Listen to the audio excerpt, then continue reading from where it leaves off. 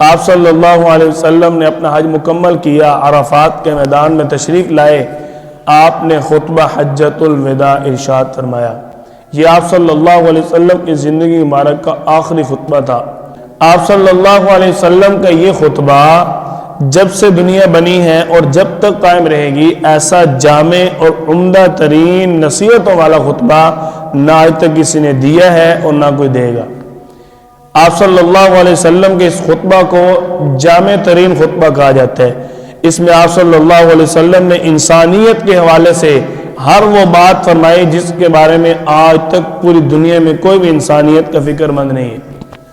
آپ نے فرمایا عورتوں کا خیال رکھنا، غلاموں کا خیال رکھنا، اپنے ماتحت پر ظلم نہ کرنا، سود آج کے بعد بالکل حرام ہے، اپنے حقوق کا خیال رکھنا، کسی کو ناحق قتل نہ کرنا، کسی کے بارے میں حسد نہ رکھنا، بیوہ عورتوں کا خیال رکھنا، مظلوم کا ساتھ دینا، یتیموں کا مال نہ کھانا، کیونکہ یتیموں کا مال کھانے والا کیسا ہے؟